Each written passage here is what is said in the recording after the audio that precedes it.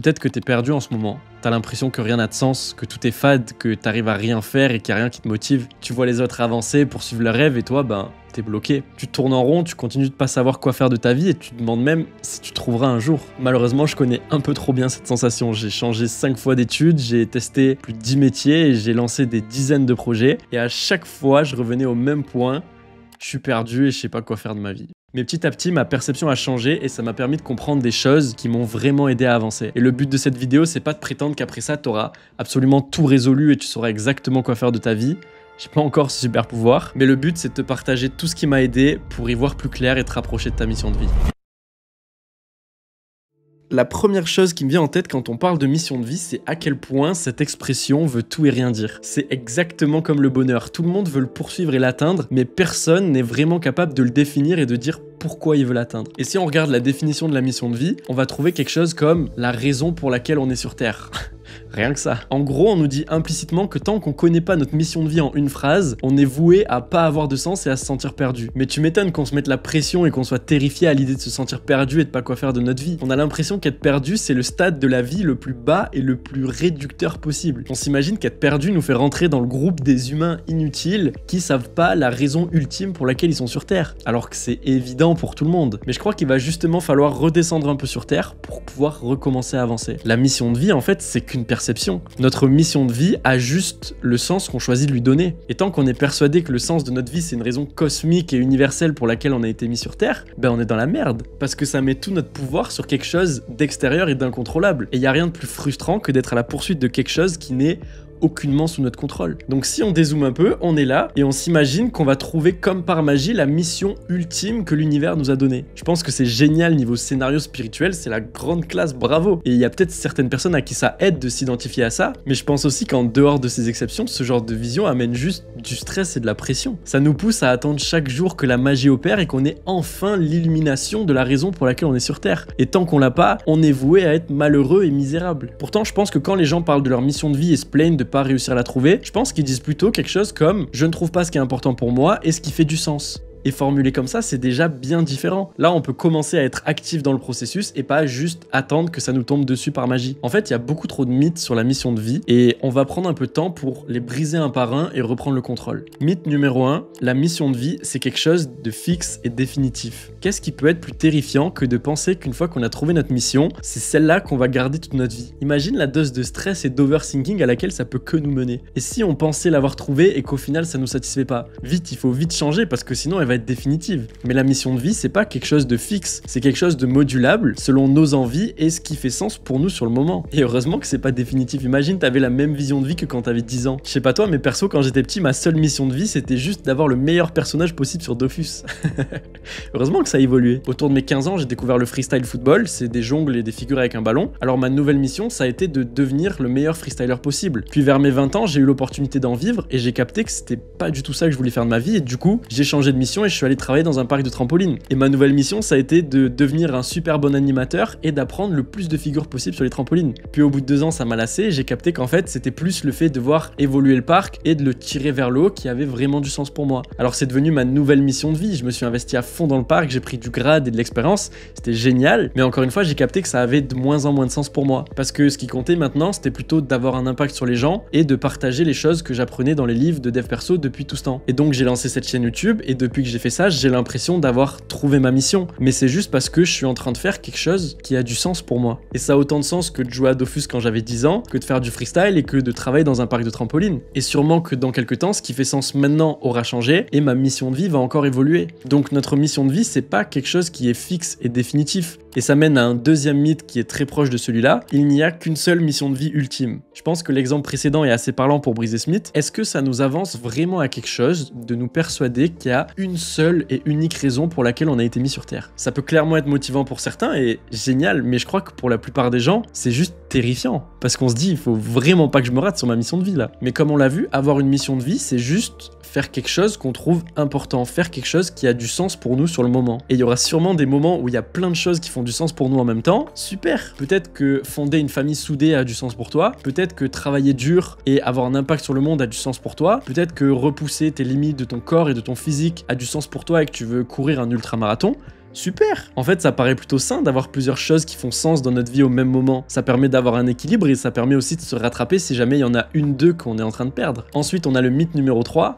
Tout le monde sait ce qu'il fait, sauf toi. Encore un mythe qui m'a l'air plutôt bénéfique à complètement dégager de notre esprit. On a l'impression que tout le monde sait ce qu'il fait, tout le monde a une mission très claire, tout le monde sait exactement où il va. Parce qu'on ouvre les réseaux et on voit des gens passionnés, des gens performants, des gens heureux, des gens qui savent ce qu'ils font. Mais dès que tu creuses un peu, tu t'aperçois qu'en fait, c'est pas vraiment le cas. Tout le monde est plus ou moins perdu H24 et fait juste en sorte de faire des choses qui le rendent un peu moins perdu. Parce qu'on est des êtres humains. On est imparfait, on change d'avis, on se compare aux autres, on agit selon nos émotions. Un jour, il y a une chose qui a du sens pour nous, le lendemain, elle en a beaucoup moins, et c'est pas grave. Ça fait juste de nous des êtres humains. Mythe numéro 4, trouver ta mission résoudra tous tes problèmes. Celui-là, c'est mon préféré parce que c'est celui qui m'a hanté le plus longtemps. On croit que quand on aura un but dans la vie ou quand on fera quelque chose qui a du sens pour nous, on aura fini le jeu. Mais encore une fois, je crois que ça marche pas exactement comme ça. C'est exactement comme le bonheur et quand on se dit quand je serai riche, je serai heureux ou quand j'aurai un beau corps, je serai heureux. La qualité de notre vie va bel et bien s'améliorer, mais ça va juste signer le début d'un nouveau jeu. Notre vie va pas transitionner de tout noir à tout rose au moment où on aura atteint ça. On sera pas comblé une fois qu'on aura coché la case mission. On aura des nouvelles joies et des nouvelles satisfactions, mais on aura aussi des nouveaux problèmes et des nouvelles galères. Et Mark Manson a dit cette phrase plutôt cool, même si tu trouves enfin ton travail de rêve, tu vas le détester au moins 30% du temps. Donc maintenant qu'on commence à comprendre à quel point on était en train de se vendre un rêve utopique avec la mission de vie, comment est-ce qu'on arrive à trouver les choses qui font du sens pour nous ? Eh ben d'après moi, notre dernière erreur est dans cette question. Parce que la mission de vie ne se trouve pas, elle se crée.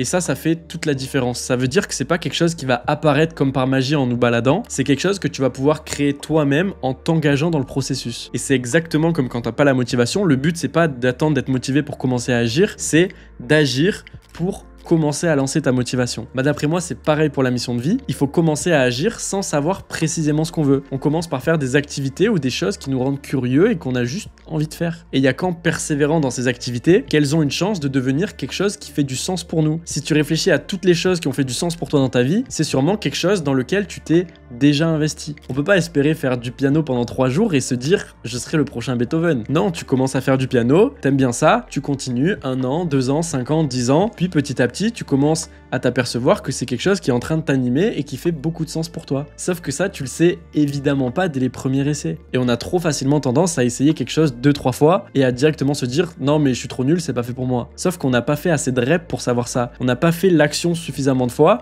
pour savoir si on peut devenir bon, si on a du potentiel et juste si ça peut nous plaire une fois qu'on sera devenu bon. C'est comme si Chris Bumstead était allé à la salle les 3 premières fois et qu'il était reparti parce qu'il avait pas pris de muscle. Et c'est comme si Nadal avait joué 2 fois au tennis avec son père quand il était petit, il se fait fouetter et il va se dire non mais c'est bon, le tennis c'est pas fait pour moi. Mais c'est pas parce qu'on est nul ou qu'on n'aime pas vraiment une chose au début qu'elle est pas faite pour nous et que c'est pas potentiellement la chose qui va avoir le plus de sens pour nous. On est juste en train d'être débutant.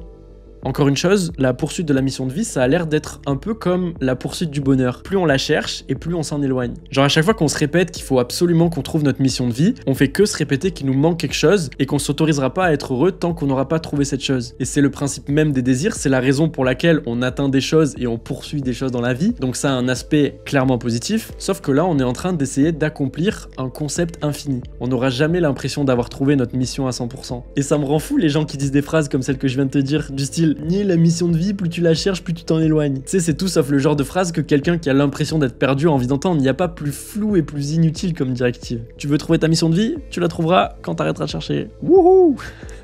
Donc maintenant qu'on a expliqué tout ça, j'aimerais finir cette vidéo sur une piste concrète de ce qu'on peut faire dans la vraie vie pour se rapprocher de ça. En gros, il y a un premier truc à réaliser, c'est que techniquement, tu peux avoir une mission de vie dès maintenant dans la seconde. Ta mission de vie, ça peut être de chercher ta mission de vie. Parce que si on enlève le sens mystique, cosmique, inutile, c'est la chose qui fait le plus de sens pour toi. Et pour le moment, la chose qui fait le plus de sens pour toi, c'est de chercher ce qui a le plus de sens pour toi. Inception, le bordel. Donc super, on a une mission, t'es plus perdu. Ta mission actuelle, c'est de trouver ce qui a du sens pour toi. Maintenant, le but, c'est d'être aligné avec cette mission et de faire des actions qui sont cohérentes avec ça. Imagine que t'es perdu dans une forêt et tu sais pas du tout où aller. Qu'est-ce que tu vas faire? Tu vas sûrement pas rester là, planté, à attendre et à réfléchir. Ou alors, t'as très peu d'instinct de survie. Non, tu vas commencer à avancer et à expérimenter différents chemins pour voir où ça mène. On va pas trouver une chose qui a du sens pour nous par magie en restant dans notre lit et en disant « il n'y a pas de mission ».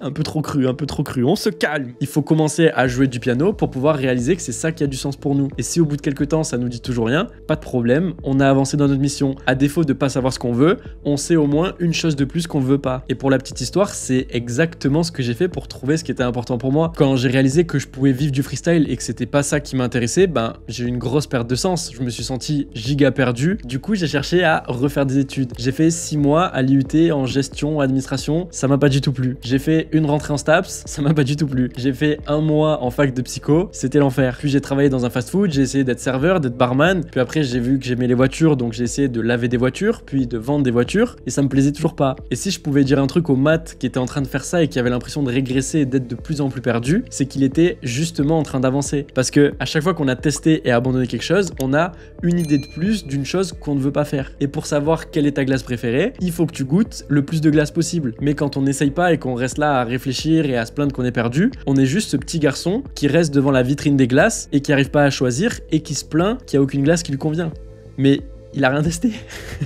Et on finit par en choisir aucune parce qu'on se dit, si je prends la glace à la fraise, je pourrais pas goûter celle à la vanille et ça se trouve c'était elle qui était la meilleure. Sauf que pour ça, il faut essayer, il faut agir, il faut prendre des décisions. Il faut prendre cette glace à la fraise, la tester sous toutes ses formes et ensuite on pourra dire que finalement c'est pas notre préférée, elle est pas faite pour nous. Et il y a même un truc magique dans la vie, on peut se tromper et ensuite en choisir une autre. Pour acheter des glaces, la monnaie c'est l'argent, mais pour tester et essayer des nouvelles choses, la monnaie c'est juste notre temps. Et tant qu'il te reste du temps, tu peux essayer des choses et continuer d'expérimenter. Et en plus, tu es en train d'avoir une mission de vie qui consiste à expérimenter plein de choses. Donc il n'y a que par l'action qu'on pourra trouver, ou plutôt créer la chose qui a du sens pour nous. Qu'est-ce que tu ferais de ton temps si tu avais déjà tout l'argent du monde? Qu'est-ce qui te rendrait vraiment heureux de te lever le matin?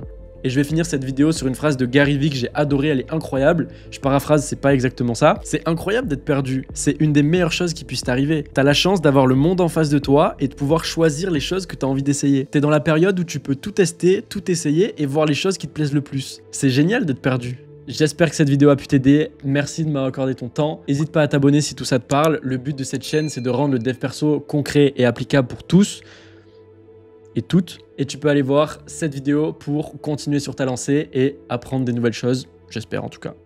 Ciao.